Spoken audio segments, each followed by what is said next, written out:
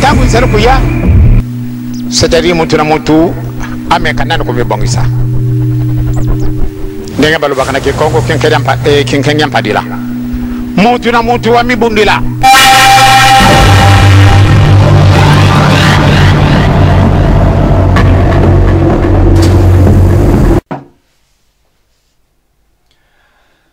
Merci Balandi, ya émission mise au point. Na liboso na bino vous allez na papa 6 malu.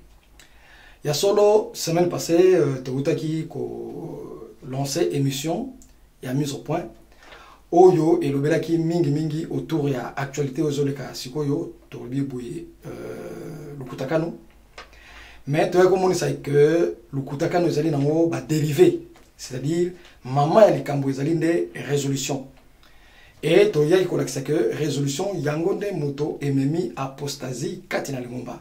Yangonde moto ememi ki bolole, yangonde moto ememi buzoba, yangonde moto ememi et comme si lingomba ndenge yango comme lelo et comme la risée de tout le monde. Ba comme ko c'est quand même lingomba nantina nini, nantina kamwa mukanda mukwa muke ya 63 pages, il y a 63 articles plutôt. Nzokande mukanda ona eza ka ndenge to robaka.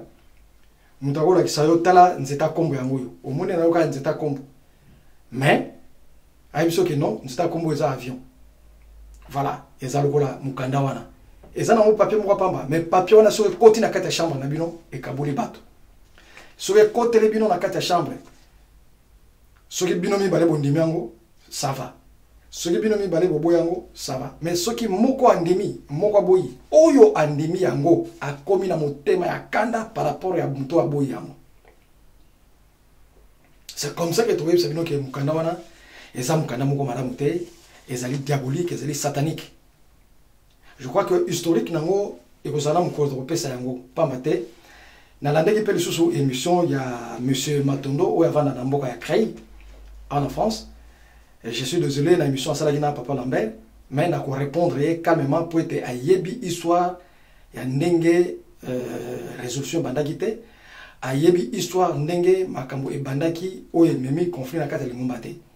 Pour nous, comme lelo, et l'eau qui bosso, toko lobela, et zaliete, tout la nano élément oyo.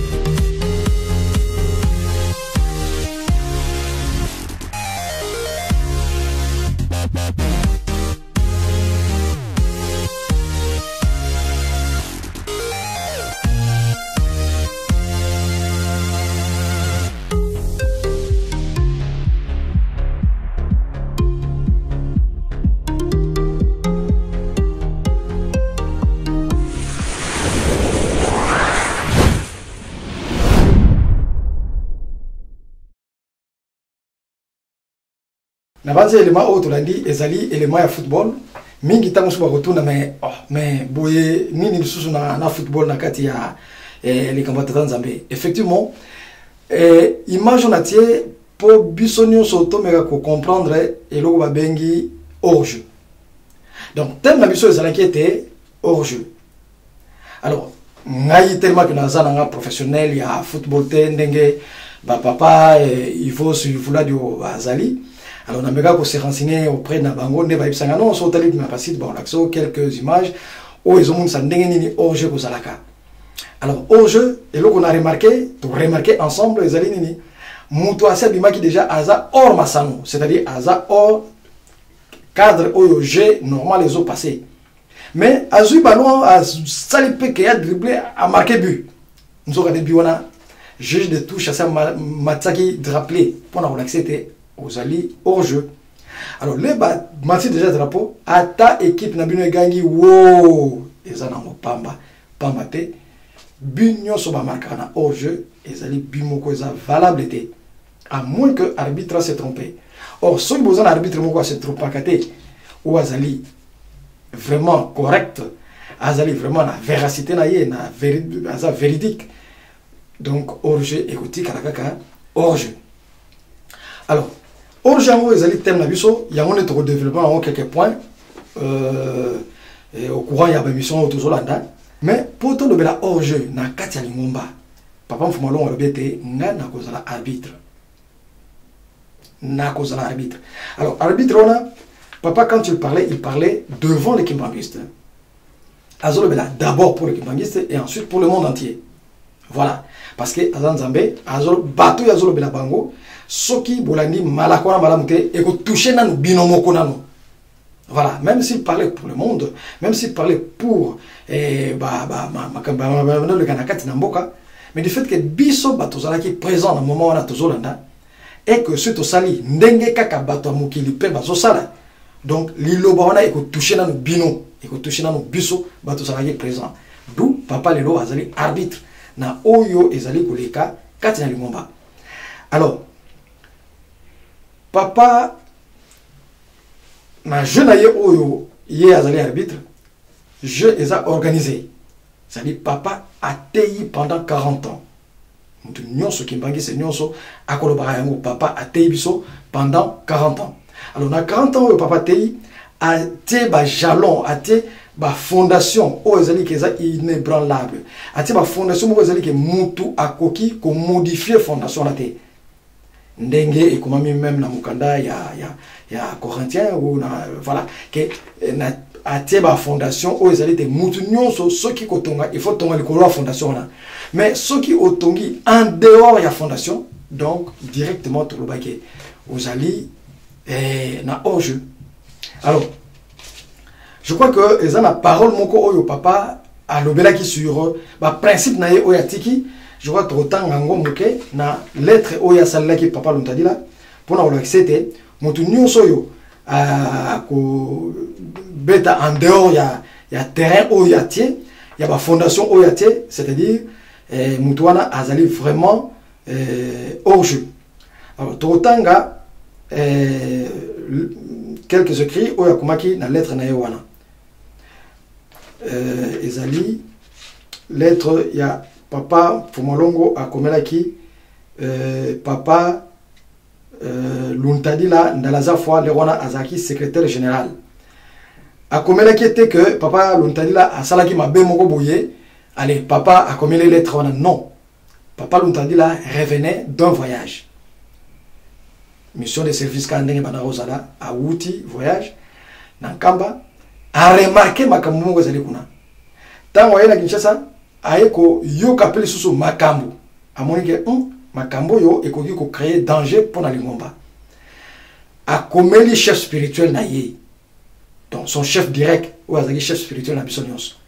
A komeli papa Diangi na Kuntima, donc le chef spirituel papa Mfumalongo a komeli tala ba remarque ngana moni makamunga na yoki na milieu ya bandimi na Nkamba makamunga na yoki na milieu ya bandimi na Kinshasa tala ba lobi boy tala ba situation za boy tala makambo pe na yoki na niveau ya bambuta makambo bazo yima makambo bazo loba et tala ba remarque o ngana sali bango tala makambo a komeli son éminence et son éminence alors nazo répondre yo juste pour makamona pour comprendre voilà et lettre wana je vous assure que ezaki lettre mo soko tayi original nango ezaki lettre mo ezaki non relu c'est-à-dire ezaki que a sali lettre a tangi lisusu et puis non pas na modifier na arranger non c'est-à-dire tel caso comment ce qui faute d'orthographe kaka abeti le collègue ezaki bo machine wa kalawana a teka ba xxx a continuer ti asilisi a bimisi kaka atindi voilà. Donc cette lettre-là était une lettre vraiment inspirée directement de Papa Diangenda qui a écrit cette lettre. Alors, Totangi, la lettre le 17 septembre 1969.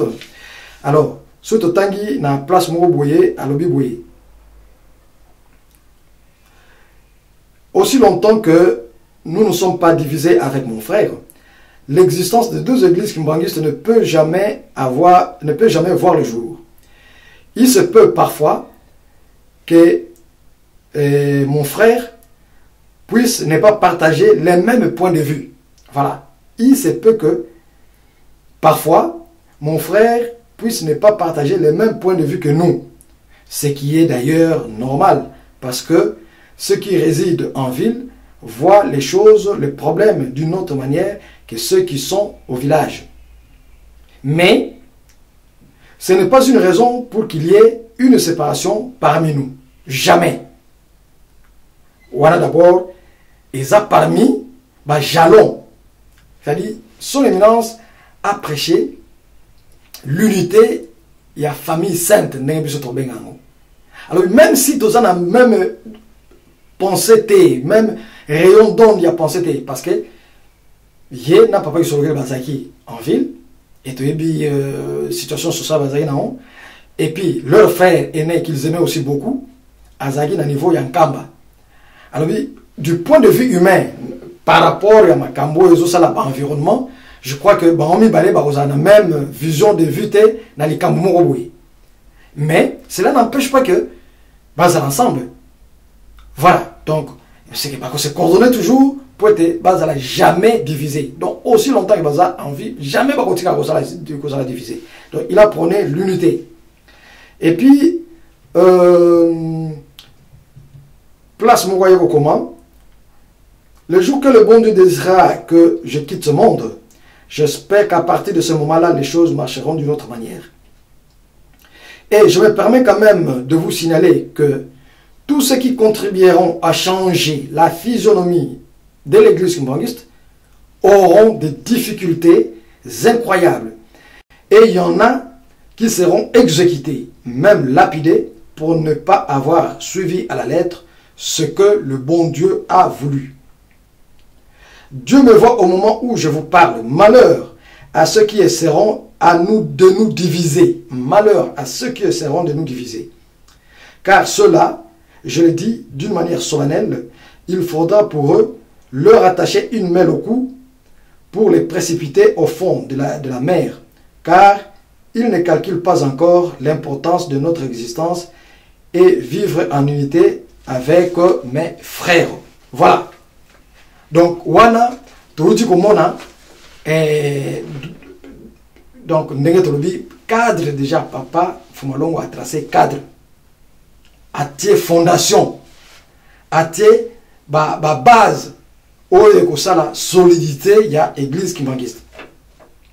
Alors, nous avons et loi fondamentale, loi fondamentale, les principe de base,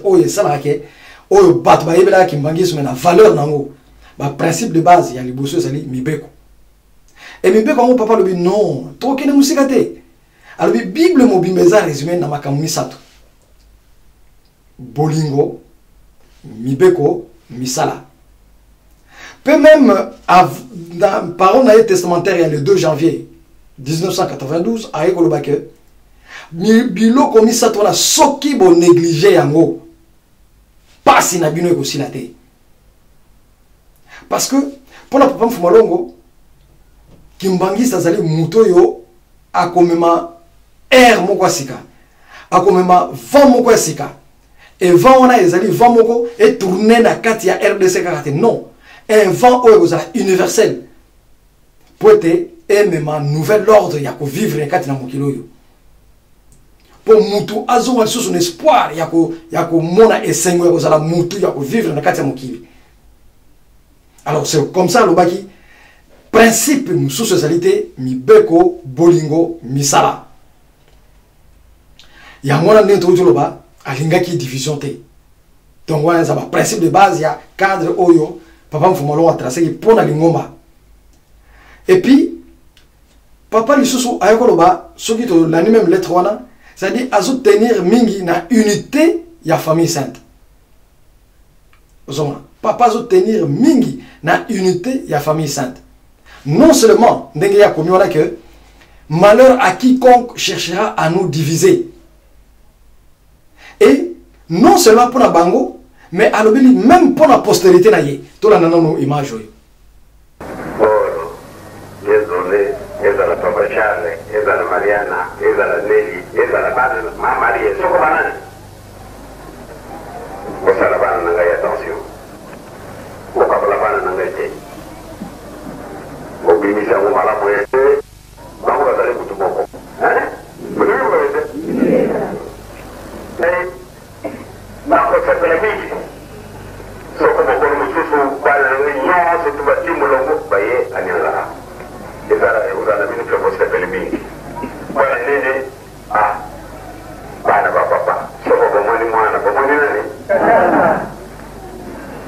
Voilà. Nabanzi tolandi image oyo tomeki komona ndenge nini Papa Mfumalongo azo insister pour la unité non seulement ya bango mais unité pe ya bana na bango. Donc yango ezali ba principe de base oyo ezo caractériser biso ba kimbangiste. Principe de base mususu ezali nini? Papa Dialungana avant atika biso avant disaki bana nyonso ayibisi bango boye. Na likambo nyonso oyo bino bokotikala po ete bobongisa po ete bobimisa na miso ya bato. Moko akoki kosala likambo na ndenge na ye moko te. Donc na likambo nyonso bozala ngo avant kobongisa likambo avant bobimisa na bandimi. Komisalela yo moko te. Bien ozuka mutu moko omoni ke yende to solola bien to kopera bien ote yende pire ndeko na nga propre. Allez, bokangi na ye likambo pour vous surprendre baninga non. Alobete na likambo nyonso bo bengani bo sololi bo yokani bo kangi soki bo kangi likambo bo zui likambo wana bo kena mozole bo pesi yango na koko na bino na papa Simon ki bon oyo biso to ilete azali molimo santo et tant bo pesi yango pa na ye papa Mfumambanza lobi oyo nyonso boko senga epai na ye ezala kutu pona kimia mokili sur place akopesa bino yango et soki likambo etali ke pona kotambolisa lingomba soki bolongwe na ngokuna nde boye kopesa na bandimi na bambuta bakitisi na bandimi. Là ce sont des principes vraiment de base oyo papa Mfumalongo atikali ko poser. Papa Mfumalongo la tikali bato baki ko proposer pe makambo belé mais ya lobete longi asili koleka professeur aleka ki déjà ngai na kobakisa te na kolongola te tokolanda kaka oyo papa leki atiki. Imaginez que papa Mfumalongo oyo biso nyonso so ba yende mesia mais lobete na koya kobakisa te na kolongola te mais tokolanda kaka oyo papa leki atiki. Donc oyo papa leki atikaki papa Mfumalongo papa de Nino Kutima, c'est ça le fondement oyo ça la valeur du kimbangisme. Donc personne ne peut construire en dehors du fondement wana. Si on construit en dehors du fondement wana, oza libanda masolo. Oza libanda. Même papa Simon Kiangani Pele dans l'équipe, chef spirituel, na premier jour na ye, to na ba premier jour na ye, avant 2002, a insisté qu'il peut kaka na fondement wana. To la nana no message na ye na jour investiture. Banda na ye yankwa kiadi. Tina mama Solange tozali mutu moko. Tozali kwa panzana. Na Brazzaville, na Angola, tina poto. Mais ceux qui bosali mabe pa yandeko na ngai ngana ko sepela te. Et l'accident vous a préparé échec pour la biso.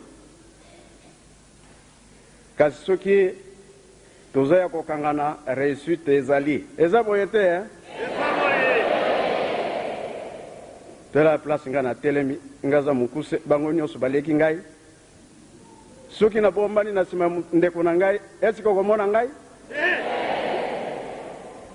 Nzambe alingi bongo bazala bongo poete tosangana tosala musala oyo Nzambe atindi biso. Iya solo makambo ezalaki te kasi papa Kulutu papa Charles ye mutatelemisi ngai ye azali tata na ngai boyebi yango mpe toyebi te mbuta zani ezina owo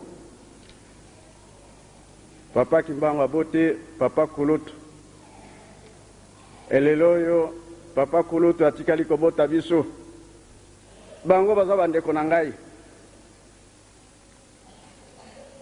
lelo soki likambo eza na nzoto na ngai bango nde ya liboso bakotala mpe bakokipe yango eza boye te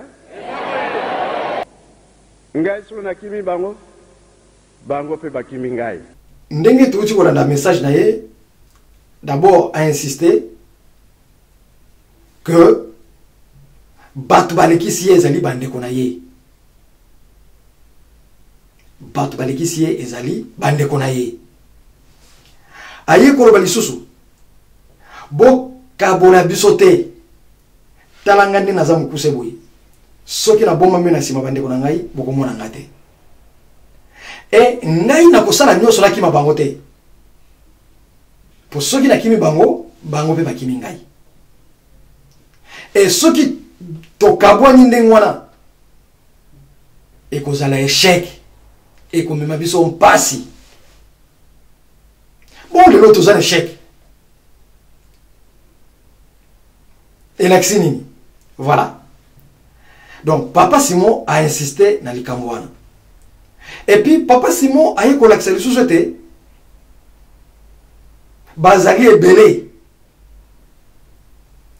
na Kinshasa bazali na Nkamba bazali na Brazzaville bazali na Angola bazali bandeko na ye propre et puis na Poto. Donc papa Simon a tracé cadre donc a tongi penza likolo fondation papa Mfumalongo atikaki papa Mfumalongo alobete bon négliger bon me conduire bana na ngai te et bon diviser bango te papa Mfumalongo a insisté nako sepla mingi bango nyonso baya ko se retrouver na nyanga ekozala pese mo pona bino voilà. Et message à papa Simon na premier jour wana il y a le 26 août et zo mona keza message mo ya rassembleur et puis azo battre là vraiment bango nyonso na sens que batambolisa lingomba tokolanda lisusu message mosusu oyo eza toujours typique na message wana oyo papa Simon a auto pesa na le 26 août tolanda lisusu quelques messages quelques extraits etikali mikolo moke kasi toza koyokana te est-ce que dirigeant azaki mbangiste te jeteki azaki mbangiste te koreki azaki mbangiste te mpe mpo na nini toza koyokana te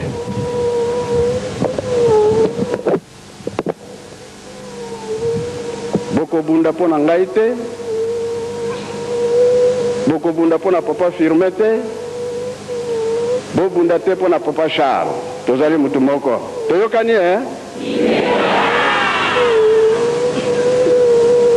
likambo wana tobongisango bien po soki totali na mokili ya poto bandeko na nga baza kosouffrir mingi barapport ya ndenge na ndenge yango wana ezala bakonzi ya Faki pied gauche papa Mambu na bamususu tokomekana na kosolola po tobongisa likambo yango po bapapa ntango bazalaki bango misato bazalaki komona ndenge bazalaki kovandela mpe bahonneur ntango atikali ye moko ndenge nini tozalaki kopesa ye bahonneur eutaki na ye moko ete oyo bopesaka na ngai bopesa mpe na bana tokobongisa po bandeko baza kosouffrir mingi na mokili ya poto soki bopesi ngai respect bopesa mpe bandeko na ngai bopesi bandeko na ngai bopesi mpe ngai eza bongo te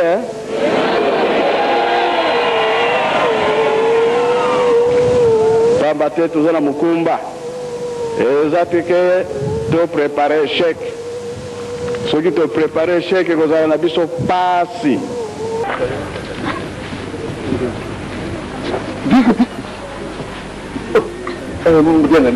Bon anniversaire. Oui. Na kanisa tunanivertis litobana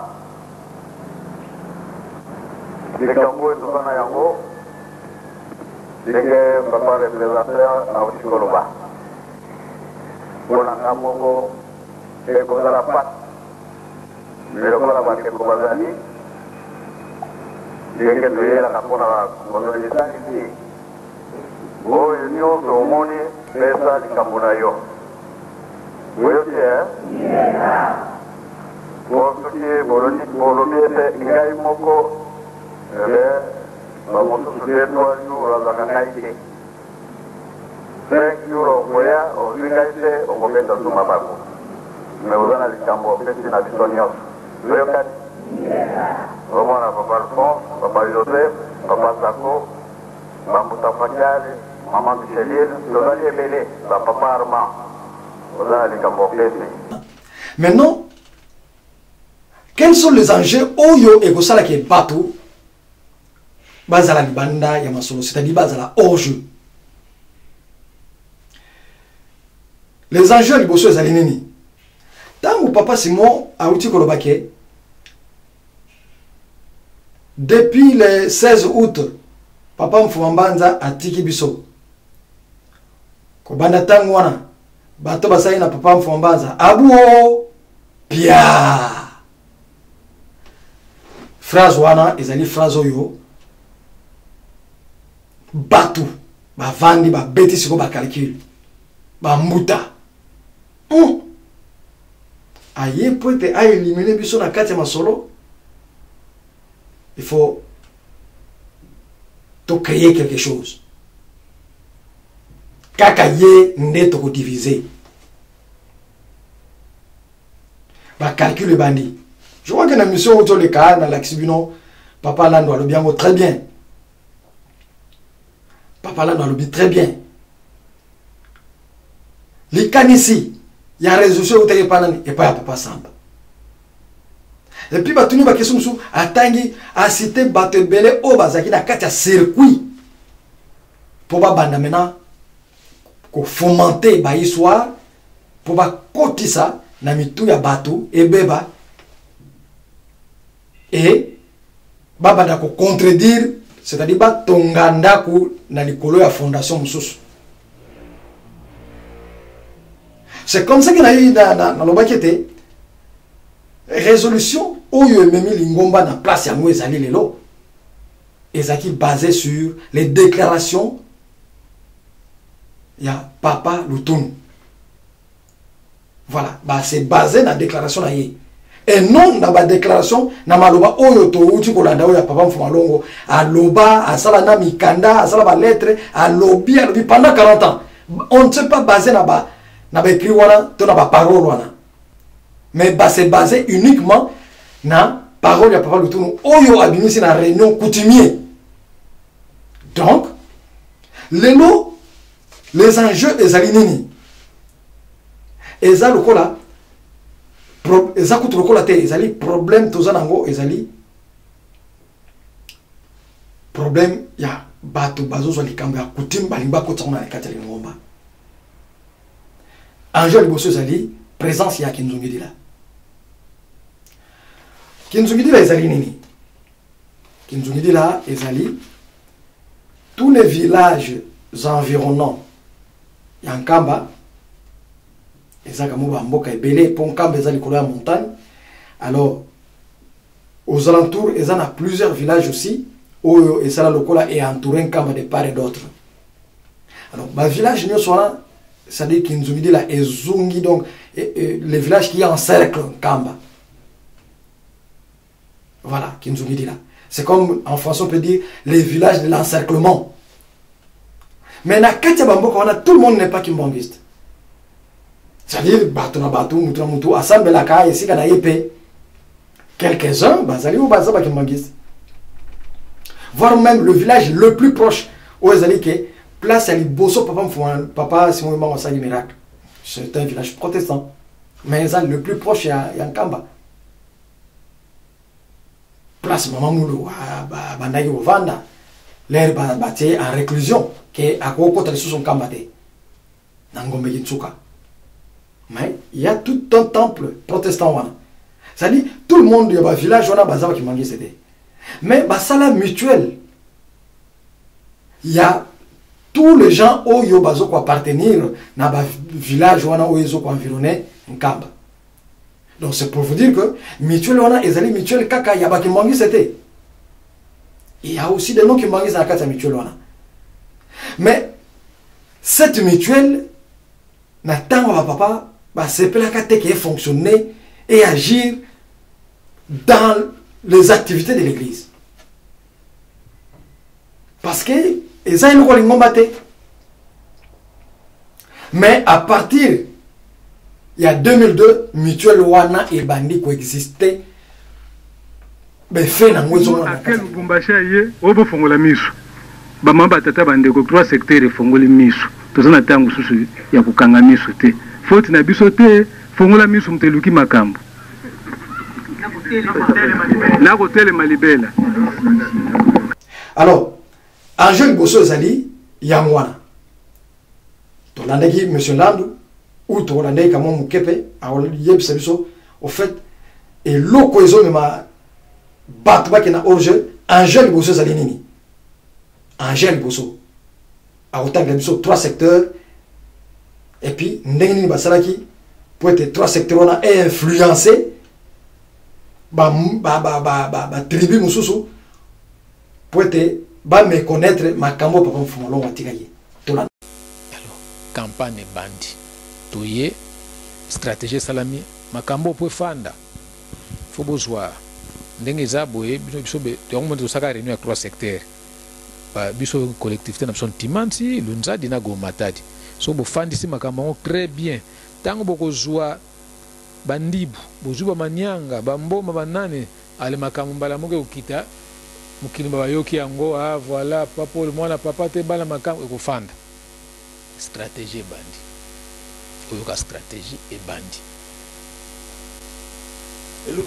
epi okoko tuna papa elongo Joël papa mukala na ebisa bango botika kokota makambo eza ya binote na ebisa bango na bombela ka bango te lelo soko mbuta muka kuta na le katala bat na bi vie abombite alobi na mesa ya papa Simoki Mbango ba convocation na ba mandat même na pouvoir en place oyo baza ko arroser conflit Mbango isi ba mort sibite kozala wana maloba ya papa Simoki Mbango.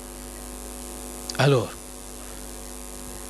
Mfumu Alphonse pona ko salir ye ezakane nabi boyebaka cameraman wono bengaki kibakila to kenkamba ora zakana photo moko boye type moko azobina na siko ko salir papa Alphonse pona nini pona azara susu pembeni ya papa Simote to puisque ça ba calcul ezaki ba calcul boko salir ndengeni faut que kibakila kena photo moko bato continue mais papa Alphonse bo salir pona nini parce que azaraki aza musingombe mama na ye musingombe parce que bino osali guerre na ba yombe siko papa Alphonse subo salir pona nini avant kota na histoire ya nini ya kibakila papa Charles pesusu musingombe bo tia bango embargo pona ni mama musingombe pona bo tia bango embargo nina zoloba bozana na monkoto tuna ye loba na ye ke oyebi ke lando ayaka pa na yo po azwa testament papa Charles papa Alphonse oyebi ke lando ayaka pa no azwa testament papa Charles tuna ye Mfumu Charles tango bokutana ka na station oyo ya na centre supérieur militaire tozaka na jeep na Mfumu Zaka lando tala Mfumu ko Charles ndo na kena bengi ngongle bazo bengo lero résolution c'est la midi bandi mupepe ndo matako wana bazana centre na kena bengi wana asabi na bengi basola na Mfumu Zaka basolola na yo kaka Mfumu Zaka ebisinga yeke lando papa Charles kenani ntonako bon to solola ke chinois po bato yaki na simona moye ba hebezate kuza makamna biso babi azama yelete na tongo na lamukile ponga zakinde asuna kili kam na tongo na lamukile mais ndenge ni bosona abi non a proposer nga $2000 pona ndima ya carburant na boyi pe $2000 oh po ndima nini papa la nous allons moi clair papa Zakwa que vous proposez $2000 a proposé papa Charles $2000 pour asala nini apesi carburant ya albina ngai ke apesi nga $2000 pona ndima ke to isolé bana bayombe mengana lingelo kwana te bon na zongi pe na yips na 2000 na yips pe na kije tala makambo ndenge esalaki yango alors Mfumu Alphonse même ma oyebi tangu bino bolobi ke bana bayombe baza na mbongo mingi biso toza na mbongo te bosali problème yango na regretaka mingi na yebisa bavie na nga bi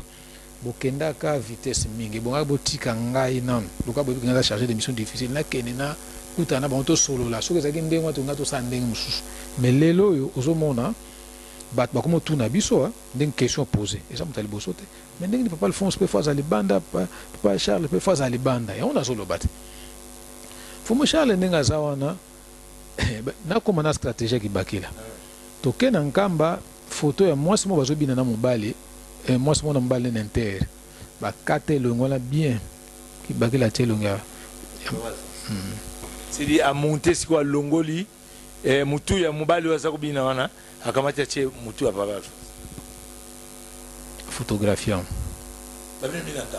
na nkamba esali mwa tapage kobima kanga azobima koma bo accident kufi sidi parmi aliwana ye parmi aliwana on azolo bango le bato bayebi yango te mais nazo expliquer bato makambo oyo faut très attention ngata msuna fana kana ndako nakena na ba prière te bato balba non naza kimbangu c'était naza musingo na bakango clair na ba makambo oyo naza na ba réserve pour ba vie na biso bakebisa nga eza yimo mfumu zaka lobana nga binda ando kokota na makambo te tio zabo efwe ozalaka clair zalaka juste siko koti yango kokota dans le sens nazo expliquer bato ko expliquer bato kokota na ko expliquer ezali ko mususu alors ambu papa nkulu ntwa kajitoma kuranga kokulusala kunyima bampangizeno bafuti batakananga yebeno bampangizeno bena kasakovo kubatuka kunyima ya mono wakala complexe mubao non pas mono kisolokele donc baleke beno bena bamuta zero bena bampangizeno bena watu masasila yai yokele banankazi na beno bipusi na beno baleke na beno bangwankazi na beno alors munsayo lutasala ofulu zulu lazaba mambo manzambi majibundu didi yemakisimsi luendanga kuna bosu jano lukanga manga ikinzungilila lukanga manga yebala bajaksi bomba mabe bapapa muvumukia papa mfumwa mbanza bao bakangama yekinzongilika bao bakangama ye Ajax mubao mpe imuna mumonekele diamu dembila donc fulu mwini ba papa benina bien encadré kadi bakangama ye kanda kadi diamu dia wonsu ndia kanda kadi sala ngoko dimpumulu ko ngatu kabweko ibuna kwa mundu nunu kalanga walembama kwa mundu nunu kangana na ibambuta kwa mundu nunu kangana na ibampangi kansi bawu kabasa kangana yebetoko kabasa kangana ibambutako kabasa kuiza kugusu janoko anja mibale ezali nini batu babandi kokotisa lokuta so tolandi mingi bakolobaka ono tomonaki monsieur Matondo et puis tomoni papa Lutono Edouard non papa Simon Kiangani Kimbangu ezali ke papa mfuma mbanza atikala déjà kopona ye yende batiaki boye pamba te ndenge nini akende kofungola temple ya Lubumbashi ndenge nini akende kozwa nzoto ya mama Kinzembo ko exhumer yango na mboka ya Boma po eya Nkamba. Alors kolobete ba ndeko na ye batelemisie ça c'est faux eza yango wana te bandeko mais loko liboso ngana loba d'abord ce qui pour un problème ya activité oyo papa Simon asalaki en présence ya papa Mfuma Mbanza bandeko na ngai na banzi soki lingomba to kende na yango na ba point ya ndenge wana ezali mawa mingi po papa Mfuma Mbanza vivant atinda papa Charles Diangenda dans le Bandundu akende ko inaugurer temple ya Pano Muzulu ye mutakenda ko kata ruban ko fungula temple ya Pano Muzulu Mais c'était temple de Dieu. Et puis, ils ont temple père mon néné. Dans la dimension ma tête. Papa Fumambanza vivant. Papa Charles Diangenda. Il a été le premier parmi Bana. Le premier enfant. Papa Simon Kiangani Kutulawana na sale lokwanate. Oyo a payé ordre a payé sa communion. La Sainte Seine. Oyo zalite. Papa Kakabat Bana go pesa yango.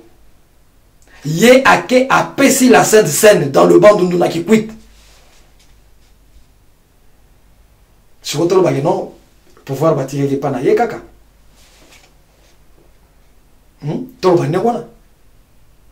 Parce que la Sainte Seine, ce n'est pas donné à n'importe qui.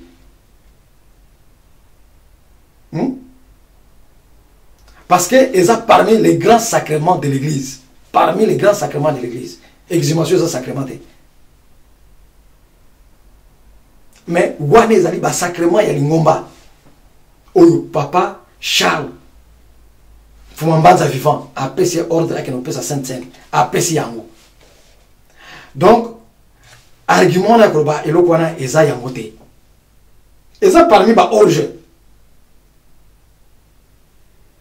Alors papa Fumalongo yé alobaka yango clairement. Banda ko mwana na ngai na iba tete na kutambulisa masala oyo. Banda ko mwana na ngai. Yangwana na zalinda privation yebeli c'est-à-dire makambo yebeli ngai ba privenga yango. Sikoyo totuna papa Simon Kiangani. Papa, est-ce que oyebaka que okokoma mokonzi otambolisa lingomba oyo liposo bandeko na nyonso? Est-ce que oyebaka yango? Nakombo tata mwana pe tata Molimo Santo. Motuna na yo kipe na landi yango malamu. Tata mokolo moko na yebaki te. Na yango tango yeli ngai mpe kuna lokola pasi. Kasi eza likambo ya tata Nzambe tondimi nyonso. Voilà. Na bandi bisonyo so tolandi réponse ya papa Simon. Tolandi réponse ya papa Fumalongo papa Diangi na Kuntima. Donc, et loko eza parmi ban jeu. Oyo zo sala que batu ba créer ba légende autour ya investiture ya papa Simon. Juste pour koti sa batu na makambo nyonso tozo vivre. Et ça, un jeu oyo. Parmi les enjeux, oyo ça que bamusu ba comme hors jeu. Non. Non. Et loko ba papa ba sengaka na bana na bango ezalete na sima tango bokotikala. Moko te asala likambo na ndenge na ye. Bosala yango na boyokani. Na bolingo. C'est-à-dire, ndenge bango nyonso bakoyokana, même si basali discussion, même si bendani, l'essentiel que na souka na yango babima na parole moko, ndenge basali na 26 août. Hôtel kuna na kati ko sone zalaki, mais dans toutes les réunions, dans plusieurs réunions, réunion mingi zalape batwa bendani hein. Pour discuter sur des points de vue, batu bakoyi ko bendana. Même pour que les réunions parce que avant de conclusion. Non. On voit ce qui est sorti de cette réunion. Ceux qui ont eu une réunion en positif, on voit ce qui est sorti. Et la récite, le 26 août, va présenter qui Moutou. Va présenter qui quelqu'un à l'unanimité. Le reste, on voit après. Le reste, oh non, bazaki n'a même point de vue, ça ce n'est pas un problème. Et puis ceux qui peuvent bazaki n'a même point de vue, mais il faut se demander aussi. Hein. Voilà. Alors, les enjeux, parmi les enjeux, ozo même batuba kende na orge. Mususu, qui est Papa Lutonou? pour papa le tourne pe azolo baka moi mingi hein. Mais maman Salulu yebi sabi so papa le tourne penza azali nani. Suka mama na rolo banini ke. Siko le papa le tourne. Tiye kutiyete. Moi na boka mi ba na boka na biso. Papa fwa longa zo si moi muke. Te koti klasi asisi abali musala. Songo ya ite. Abali de mwasi afana de mo te kasi akaba pamba kei akabisine yo soana pe ba kete mwana biso. Pardon maman, azanani mwana?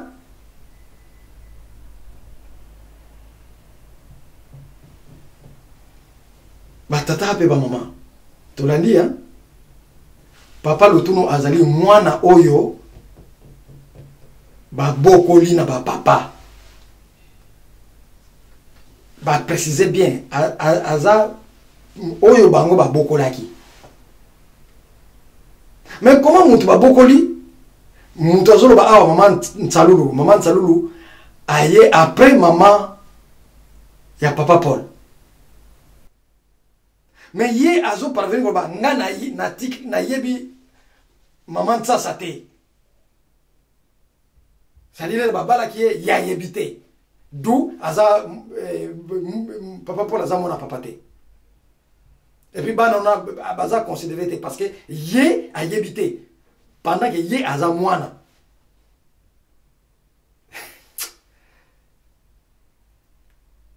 Mais batu ba vandi pe bazo yoka ye. Ya on jour na yoka ki na émission tous les gars yoki azolo bangabi. Mais est-ce qu'ils sont de même génération que ma papa? Est-ce que baza même génération que papa Mfumalongo, papa Mfumambanza, papa Kulutu? Est-ce que baza même génération? Que pour na libala ale yende akine kusala sukinde ni. Voilà. Bango bato azo boko la ye. Maintenant, ye azo jugé que non, moi, si on a un ye biete d'où, aza, na nazo de considérer ye.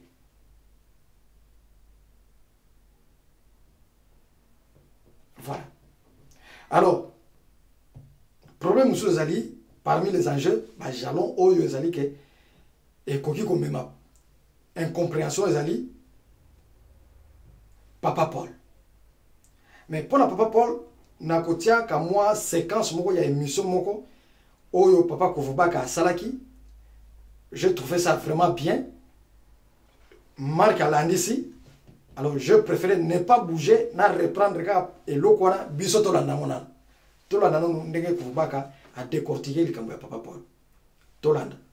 Yoka explication ya clair que pas inaï. Tolanda. Désolé, eza la papa Charles, eza la Mariana, eza la Nelly, eza la bana ma Marie, soko bana. Kosa la bana nanga ya attention. Ko ka la bana nanga ite. Ko bimisa mo mala mo ete, ba ko tale mutu moko. Hein? Bele mo ete. Donc, soko ko la vérité. Yedo na ye. Ou bien Jean ye, ou bien ma Marie ye, ou bien Mariana ye. Mais bande ko nyonso to ka ko yi abazali bana papa ko ya bayende ngi ko ya baka Paul so ko Paul ya zali awa baba te nzabe alinga kinde isalama ndingona siga sikawa papa Charles hazari baba butini wewe mtachite kasi ezali kaka mino batata ba mutambulisi biro bobi mara mo ya bwana biso voilà le bi ay si ka wana parti zali il faut na ko la ka tete ko yona la yi pa na papa ya wana kwa bilero e bon bete bo ko mo la ya wate e wana bo pesa mwana na ngali masenge na mabe bo le bi sanga na bala bi pesa pole de ndege na ba ke so ko za ku na ta so mo ni le fe zali ba ko la te be ko wana no la cheto e sa mo ko bo te donc même na Michel na mwana na katina nako. Donc, mais, ma recette est mingi. So, comme on nous souffle, par la réunion, c'est tout bâti, mon longo, baye, agnala. Et ça, vous en avez une recette est mingi. Bwana nini? Bana papa. Sio kwa mwana, kwa nani? Ludi Kikilu batata ba maman, un vrai kimbangiste, c'est kimbangiste oyo ayebaki ko distinguer te. Mwana papa. Tuza ko benga bana ba papa. C'est-à-dire ezala mwana papa kulutu. Mwana papa dia lungana, mwana papa dia ngenda. Biso zo benga ka mwana papa. Et yango wana respect nyonso wana. Papa dia ngenda lo minini ki faut pesa. Il n'y avait pas de Bayombe. Il n'y avait pas de ceci. Mais, Papa Matondo, ayaki kotuna, nani Dibuya. Non, Bakotio na ire. Dibuya, c'est un oncle. Oyo, azaki na kombo na ye. Kombo ngo ni, non kwa kupesa bisoko. Tozali na Tsasa Cyril, tozali na Azana Mboka, tozali na Joseph Ndila, oyo balobaka ke ye mutaboti Polo, ye grand frère na biso. Azali viva. Yo babenga Dibuya. Dibuya wala. Azali viva. Azali grand frère. Tozali na David Mfumbi, ndeko na ngai, kufime ko bazala bomoi batumisa to na zwilibyo, bakoya kotemona. Batata ba maman, pour votre information, que c'est Dibuya là, et ça combat mon tout. Voilà, c'est Joseph Villa. Azali na kombo na ye, mais bazaki associé na 3 groupes, na 4 familles de ba formé Dibuya. Mais n'empêche, comme doute les autres persister, parce que Papa Matondo a même dit ça. Maman Pauline a lobaki que boye te Papa Matondo ba induisa ki na erreur. Parce que Papa Mambo na Papa quelqu'un ba yebi que document wana eloko wana eza ndengo wana te. Conscience na bango eza chargé. Et puis nali sûr que ba komone lango pasi na mokolo mosusu. Non, ngande ya cette interview. Mais pour la précision, landango bien na bande komingi o bazolanda, bolanda siko bien comment maman alobelaki yango. La question était posée pour na papa Lutu. Maman a fait ses réponses et j'ai répliqué maintenant pour na papa Paul. Maman a fait si malgré la période où maman avait déjà des problèmes. Même la Koloba a déjà problème. Mais maman maintenant qui quand même logique il y a message là. Tola.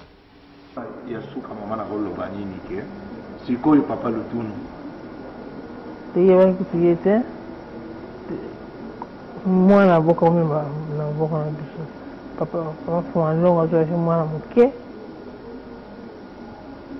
Te akoti klasi asisi habari musala songo ya ite. Habari de mwasi afana ndiko mote kasi akaba pamba kei akabishine yeso wana teyewa kiti mwana biso. Bongo likambo nini oyo ye ayeko kanga makana likambo ya papa Paul ke mwana ya papa te yango nde mais soki azali mwana ya papa te boni balingaki bango yoso emtala mwasi yaoso alingaki nini balingaki mingi kasi sikoka emoma anake putuka baboyi boboye liboso olingaki ye. Bongo na yo moko mama aza mwana aza mwana ngako mwana maboko likutu kasi abotami nde tata mosusu mama tobokolaka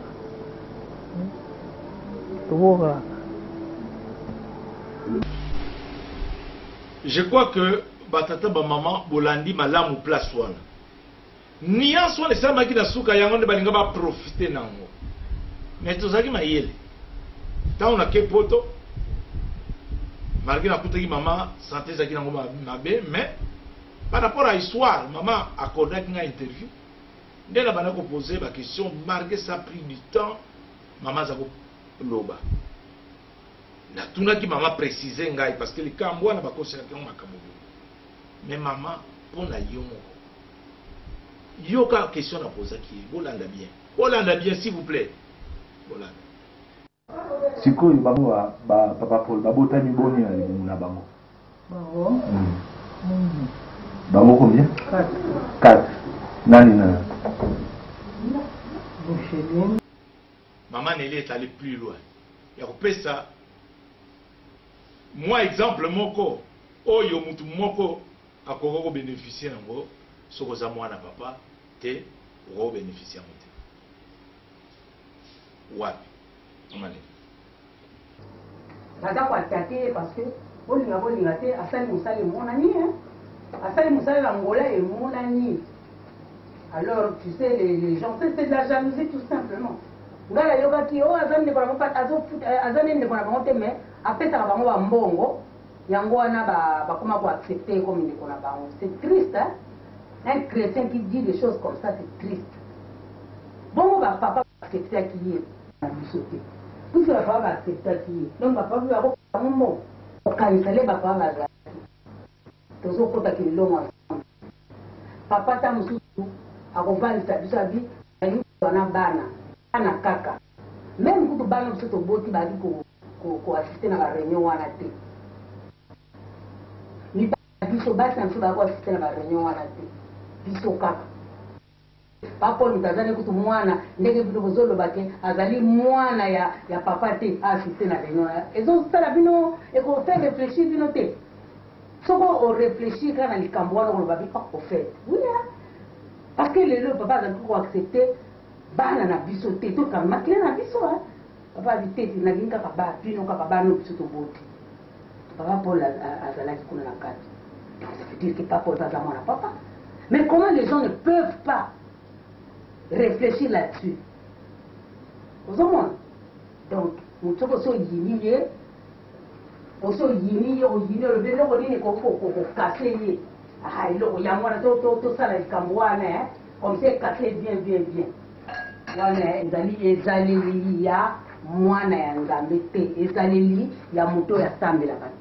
Maintenant, dernier point parmi les enjeux d'Abusso Ezali était la famille sainte. Papa Matondo, na message na yo olobete oza sala quand même avec un peu de vraiment flatterie que non vraiment famille sainte oza reconnaître famille sainte donc reconnaître famille sainte pourtant na kati ya résolution na kotia bino résolution na kati ya résolution bolobete l'expression famille sainte n'existe pas pour na bango pona ba papa ou tout ça na bango lelo vous ne le reconnaissez pas expression il y a famille sainte voilà donc côté bozomboya côté bondimiango mais eza parmi ba point oyo ezali lokola ba enjeu oyo ezosala ke batu ba meka ko bulungana. Alors quand est-ce que batu ba komi hors jeu na match oyo papa mfuma longo azobetisa tangu batu ba bosani enseignement oyo ya liboso c'est fini batu bake hors jeu batu bake hors jeu tangu nini papa lobete na likambo nyonso avant bosala yango malamu oyokana bino nyonso bovandi ensemble bokangi likambo bopesi yango na papa Simon Kimbangu avaliser yango bopesi yango na bambuta ba aplika yango na bandimi. Est-ce que résolution bino nyonso bovandaki mpote bo sala résolution pe bo publier yango